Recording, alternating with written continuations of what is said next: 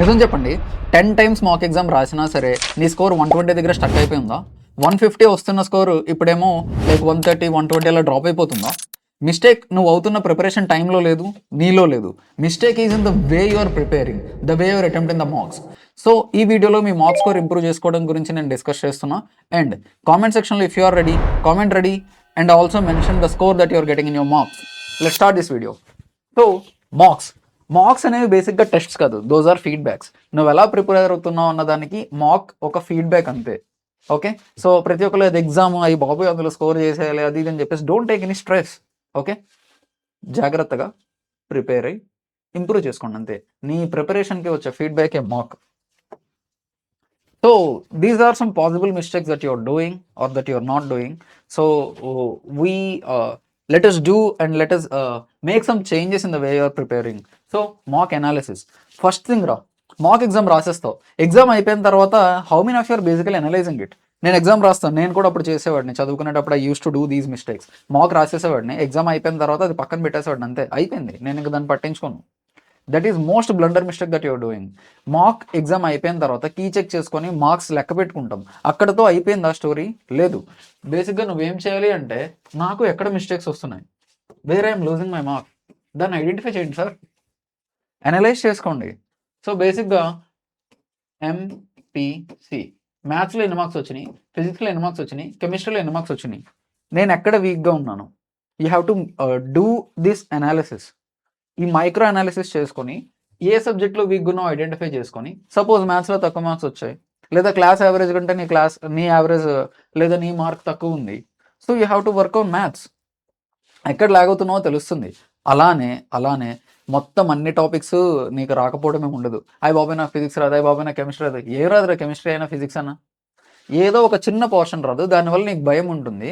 And due to that ఆ lack of clarity వల్ల నీకు ఏదో రాదు, దానివల్ల మొత్తం రాదని నువ్వు ఫీల్ అవుతుంటావు అనమాట. సో ఆ ల్యాక్ ఆఫ్ క్లారిటీ వల్ల కూడా నీ కాన్ఫిడెన్స్ లో అయిపోతుంది. సో ఎగ్జామ్ రాసేటప్పుడు కాన్ఫిడెంట్గా ఉండాలి. ఎగ్జామ్ అయిపోయిన తర్వాత కూడా నాకు ఏ కాన్సెప్ట్లో మిస్టేక్ వచ్చింది, which concept did you commit mistakes, okay, which concepts, ఆ కాన్సెప్ట్ ఓరియంటెడ్గా మళ్ళీ క్వశ్చన్ వస్తుంది, రాంగ్ అయ్యే ఛాన్స్ ఉండకూడదు. అర్థమైందా? ఈరోజు ఎగ్జామ్ రాసావు, లెట్ us assume దట్ ఎన్ఎల్ఎంలో లైక్ ఎఫ్బిడిస్ మీద ఏవో క్వశ్చన్స్ వచ్చినాయి, ఆ క్వశ్చన్స్ నీకు రాలేదు, రాంగ్ అయిపోయినాయి, నెక్స్ట్ ఎగ్జామ్లో రాంగ్ అవ్వకూడదు. ఆ కాన్సెప్ట్ నువ్వు నేర్చేసుకోవాలి. అలా చేసినట్టయితే నువ్వు రాసిన మాక్కి బెనిఫిట్ ఉన్నట్టు. లేదంటే ఏముంది, 3 గంటలు టైం వేస్ట్, వచ్చిందే రాస్తావు, ఇంప్రూవ్మెంట్ లేని మాక్ ఇచ్చేందుకు. సో బేసిక్గా మార్క్స్ నుంచి వచ్చే ఫీడ్బ్యాక్ని తీసుకొని అనలైజ్ దట్, ఎక్కడ వీక్గా ఉన్నా ఆ వీక్నెస్ని పూర్తి చేసుకోవాలి. Next thing, revision. So like ఒక 2-3 డేస్ అయిపోయిన తర్వాత మళ్ళీ ఒకసారి ఆ పేపర్ ఓపెన్ చేసి మొత్తం సాల్వ్ చేయమనట్లే, జస్ట్ చూసుకోండి. Okay, I know this and I don't know this, నాకు ఇది తెలీదు, I have to work on this. ఎందుకంటే ఇక్కడ లెట్ us assume దట్ ఒక ఎగ్జామ్ రాసు 75 క్వశ్చన్స్ ఉన్నాయి, 75 క్వశ్చన్స్లో లెట్ us assume దట్ you're able to solve only 35 questions. మరొక లైక్ ఎన్ని క్వశ్చన్స్ ఉండిపోయినాయి, 40 క్వశ్చన్స్ ఉన్నాయి, నువ్వు సాల్వ్ చేయలేను అనుకుందాం. ఇంకా వాటన్నిటిలో like there are some concepts related to them. మొత్తం అన్ని నీకు గుర్తుండకపోవచ్చు, అవన్నీ రివిజన్ అనలైజ్ చేసుకున్నావు, క్లియర్ చేసేసుకున్నావు డౌట్స్ అన్ని, ఒకసారి రివైజ్ చేసుకున్నాం. ఒక 2-3 డేస్ తర్వాత రివైజ్ చేసుకోండి.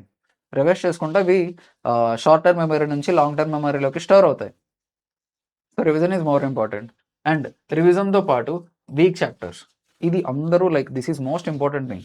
వీక్ చాప్టర్స్ని ఎందుకు ఇగ్నోర్ చేస్తారు సార్ మీరు? వీక్ చాప్టర్స్ని అసలు ఇగ్నోర్ చేయకూడదు, those are not meant for ignoring.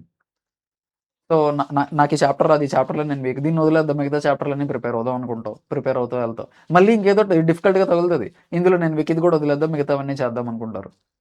So ఫిజిక్స్లో లెట్ us assume 40 చాప్టర్స్ ఉన్నాయి, ఈచ్ అండ్ ఎవ్రీ చాప్టర్కి let us assume there are 10 concepts, 400 concepts ఉన్నాయి అనుకుందాం, టోటల్గా ఓవరాల్గా లైక్ ఉన్నాయి అనుకుందాం. సో ఒక 5 కాన్సెప్ట్స్కి ఒక కాన్సెప్ట్ వదిలేస్తావు, మళ్ళీ 5 కాన్సెప్ట్కి ఒక కాన్సెప్ట్ వదిలేస్తావు. అంటే దీని మీనింగ్ ఏంటంటే నువ్వు అందులో వీక్గా ఉన్నావంటే అది డిఫికల్ట్ అని ఒక విధంగా నీకే, లేదా యావరేజ్గా మొత్తం అందరికీ అదొక డిఫికల్ట్ కాన్సెప్ట్ అని. జేఈ మెయిన్స్లోనే అడ్వాన్స్లోనే ఏమైనా ఈజీ క్వశ్చన్లు ఎత్తాడా? నేను విషయం చెప్పనా, నువ్వు ఏదైతే వదిలేస్తావో దాని మీదే క్వశ్చన్ వస్తుంది బేసిక్గా.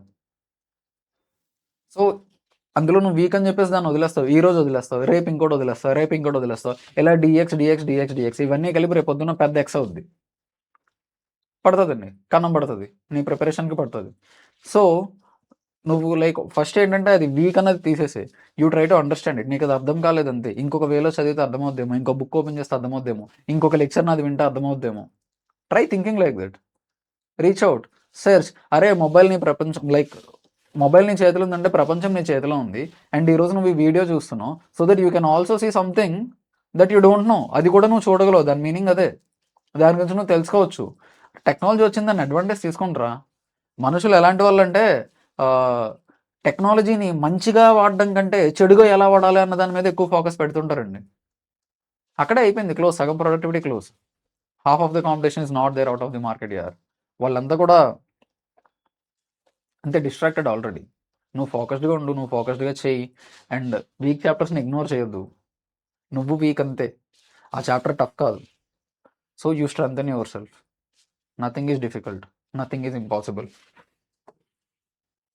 Next time management. ఇది కూడా తెలియాలి చిన్న.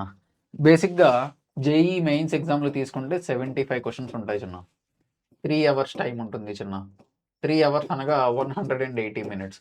బబ్లింగ్ చేయడానికి లేదా నువ్వు ఆన్సర్స్ పెట్టడానికి అటు ఇటు అలా బఫర్ కింద ఒక 30 మినిట్స్ తీసేసినా నీకు ఎలా కాదన్నా ఒక క్వశ్చన్కి 2 మినిట్స్ టైమే ఉంటుంది. అదే వెయిటేజ్, నువ్వు 2 మినిట్స్ వెయిటేజ్ అనే గుర్తుపెట్టుకో.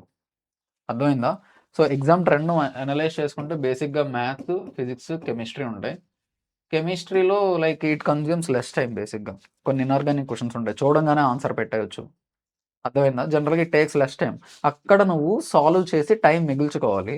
ఆ మిగుల్చుకున్న టైం కన్జ్యూమింగ్ క్వశ్చన్స్లో పెట్టాలి. బేసిక్గా 75 క్వశ్చన్స్ ఉన్నాయి కదా, క్వశ్చన్ చూసిన వెంటనే నీకు అర్థమైపోద్ది, సార్ నేను ఆన్సర్ చేయగలనా లేదా అర్థమైపోద్ది. So if you can answer it, you can attempt it. ఇంకొకటి క్వశ్చన్ చూడగానే నీకు ఇంకో విషయం కూడా ఐడియా రావాలి. ఇది అప్రాక్సిమేట్గా ఎంత టైం తీసుకోవచ్చు. మ్యాథ్స్లో ఇస్తారండి 3D జామెట్రీలో ఇంటిగ్రేషన్ పెట్టేసి ట్రిగ్నోమెట్రీ కలిపేసి ఇస్తాడు, ఒక పెద్ద క్వశ్చన్ ఇచ్చాడు అనుకుందాం. ఆ క్వశ్చన్ చూస్తావు, నీకు అర్థమవుతుంది ఓకే ఈ ప్లేన్ ఈక్వేషన్ సాల్వ్ చేయాలి, ఒక టాంజెంట్ వస్తుంది, ఆ టాంజెంట్ తీసుకెళ్ళి ఎక్కడో సబ్స్టిట్యూట్ చేయాలి so that I can find out some intersecting point. ఏదో ప్రాసెస్ పెద్దగా ఉంది, సాల్వ్ చేయడానికి టైం పడుతుంది. 2 మినిట్స్ వెయిటేజ్ కదా, 2 మినిట్స్లో క్వశ్చన్ సాల్వ్ చేయగలవా లేదా నీకు అర్థమైపోతుంది, చూడంగానే తెలిసిపోద్ది. బేసిక్గా ప్రాక్టీస్ చేసిన వాడు, సీరియస్గా ప్రిపేర్ అయిన వాడికి he gets that idea of that how much time it is going to take. కానీ వాడు అటెంప్ట్ చేస్తాడు, ఎందుకంటే నాకు మార్కులు వస్తాయి, నాకు వచ్చిన క్వశ్చన్ నేను ఎందుకు వదులుకోవాలి. తప్పు లేదండి, నీకు వచ్చిన క్వశ్చన్ నువ్వు వదులుకోవడంలో తప్పు లేదు. చాలామంది అనుకుంటారు నేను ఎందుకు వదులుకోవాలి, నేను సాల్వ్ చేయాలి కదా అని. నీకు వచ్చిన క్వశ్చన్ని నువ్వు వదులుకోవడం అంటే round it, market up for next round. So basic ఏం చేస్తానంటే మొత్తం 75 క్వశ్చన్స్ నువ్వు చేసేయాలి. ఎలా అంటే ఫాలో అయ్యే సైకిల్, ఈజీ క్వశ్చన్స్ అన్నీ చేసే, లేదా అప్రాక్సిమేట్ క్వశ్చన్ 2.5 నుంచి 3 మినిట్స్ తీసుకుంటుంది అనిపిస్తుంది, ఆ క్వశ్చన్ కూడా చేసే. ఓకే, బట్ ఆ క్వశ్చన్కి ఎక్కువ టైం పడుతుంది, ఆ క్వశ్చన్ చెయ్యొద్దు. స్టార్టింగ్లోనే లెటర్స్ అజ్యూమ్ దట్ నీకు పెద్ద క్వశ్చన్ వచ్చిందిరా, ఆ క్వశ్చన్ సొల్యూషన్ నీకు తెలుసు, ఇలా సాల్వ్ చేస్తే వస్తుంది, ఈ ఈక్వేషన్ వేస్తే వస్తుంది, అది ఇది తెలుసు, నువ్వు సాల్వ్ చేస్తున్నావు. What if it consumes 10 minutes, 10 minutes తీసుకుందిరా, రెండో క్వశ్చన్ మూడో క్వశ్చన్ చేసావు, 5th క్వశ్చన్ కూడా అలానే వచ్చిందిరా. సో ఫస్ట్ 5 క్వశ్చన్స్లోనే ½ అన్ అవర్ టైం అయిపోయింది అనుకో, ఎలా ఉంటుందో తెలుసా. తర్వాత అవి బాబాయ్ 5 క్వశ్చన్స్ చేశాను, మిగతా క్వశ్చన్స్ ఏమీ చేయలేదు. నువ్వు చేయగలిగే క్వశ్చన్స్ కూడా చేయలేవు ఆ ప్రెజర్లో. ఇది నేను అబ్జర్వ్ చేశాను. నేను ఎగ్జామ్ రాస్తున్నప్పుడు ఫస్ట్ క్వశ్చన్స్లో టైం కన్జ్యూమ్ అయిపోతే నేను తర్వాత చేయగలిగే క్వశ్చన్స్ కూడా చేయలేదు. ప్రెజర్ హ్యాండిల్ చేయలేవు నువ్వు ఇంకా. సో బేసిక్గా ఏ క్వశ్చన్ కన్నా 4 marks, remember this and then manage your time. Next చిన్న రిపీటెడ్ ఎర్రర్స్. అరే ఒకసారి తప్పు చేసావు, మళ్ళీ ఎర్రర్ ఎందుకు వస్తుందిరా. రఫ్ని చాలా జాగ్రత్తగా మేనేజ్ చేసుకోండి. నువ్వు ఏదైతే రఫ్ వర్క్ చేస్తావో ఆ రఫ్ వర్క్ని జాగ్రత్తగా మేనేజ్ చేసుకో. సిల్లీ మిస్టేక్స్ అనమాట. జేఈ అడ్వాన్స్ ఎగ్జామ్ 2021 నేను ఎగ్జామ్ వేయడానికి వెళ్ళాను. ఫిజిక్స్లో క్వశ్చన్ అండి, గ్రావిటేషన్ మీద క్వశ్చన్ అనమాట. బేసిక్గా లైక్ ఒక ప్లానెటరీ సిస్టమ్ ఉంది, ప్లానెటరీ సిస్టంలో 2 శాటిలైట్స్ అలా అటు ఇటు తిరుగుతున్నాయి. అక్కడ నాకు తెలుసు ఎనర్జీ కన్జర్వేషన్ చేయాలి, సాల్వ్ చేయాలి, ఎంతో తెలుసు. ఎగ్జామ్లో నేను 2 × 3 6 కదా, 4 వచ్చానండి. క్యాల్కులేషన్లో 4 అని రాసా. ఎంత చిరాకు ఉంటుంది తెలుసా. నీకు అంతా తెలుసు, నీకు వచ్చి కూడా ఒక క్వశ్చన్ పోయిందంటే ఎంత బాధేస్తుంది తెలుసా. సో ఇప్పుడు తెలీదు, నీకు క్వశ్చన్ రాలేదు నువ్వు వదిలేస్తావు ఓకే, బట్ నీకు వచ్చి నువ్వు ఒక క్వశ్చన్ వదిలేస్తే it is going to cost you a lot. So don't do that type of mistakes. రఫ్ని జాగ్రత్తగా హ్యాండిల్ చేయండి. రిపీటెడ్ ఎర్రర్స్ మాత్రం రాకూడదు, తగ్గించుకోండి. ఈరోజు ఒక కాన్సెప్ట్ మీద క్వశ్చన్ పోయిందంటే మళ్ళీ ఎగ్జామ్ వచ్చేసరికి ఆ కాన్సెప్ట్ మీద క్వశ్చన్ నువ్వు ఖచ్చితంగా సాల్వ్ చేసేయాలి. These are the 5 important steps that you have to take care of. ఇవి నువ్వు ఫాలో అవుతున్నట్టయితే, కన్సిస్టెంట్గా ఫాలో అవుతున్నట్టయితే, జేఈ మెయిన్స్ ఎగ్జామ్ వచ్చేసరికి నీ మార్క్స్ స్కోర్ 200 క్రాస్ అయినా 250 క్రాస్ అయినా ఆశ్చర్యపోవాల్సిన అవసరం లేదు. Definitely it will cross if you follow దీ స్టెప్స్ స్ట్రిక్ట్లీ. చూసుకోండి బేసిక్గా 5 స్టెప్స్ అన్నాను కానీ ఇవన్నీ కూడా మీరు ఆలోచించండి, ఒక స్టూడెంట్కి ఉండాల్సిన క్వాలిటీస్ కావా. All these are the qualities that a student should possess and start having that possessive feeling. Test నీ కోసం రాస్తున్నావు, తక్కువ మార్కులు వస్తే డిసప్పాయింట్ అవ్వకూడదు. దాన్ని ఒక అవకాశంగా తీసుకొని అనలైజ్ చేసుకొని స్కోర్ని ఇంప్రూవ్ చేసుకోవాలి. ఓకేనా?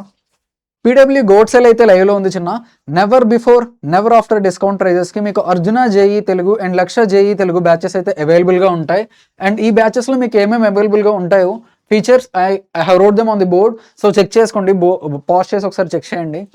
అండ్ సేల్ ఏదైతే ఉందో అది 19th ఎండ్ అయిపోతుంది.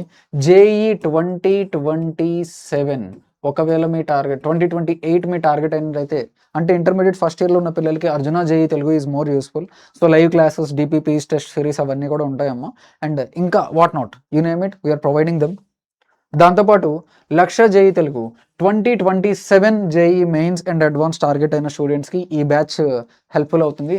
So all second year students and droppers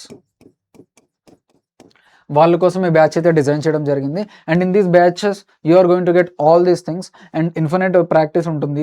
like infinity batch తీసుకున్న వాళ్ళకి సేల్ ఏదైతే ఉందో అది 19th జూలైన ఎండ్ అయిపోతుంది. So quick, act quick. Until then, see you in another interesting lecture. Up to then, bye.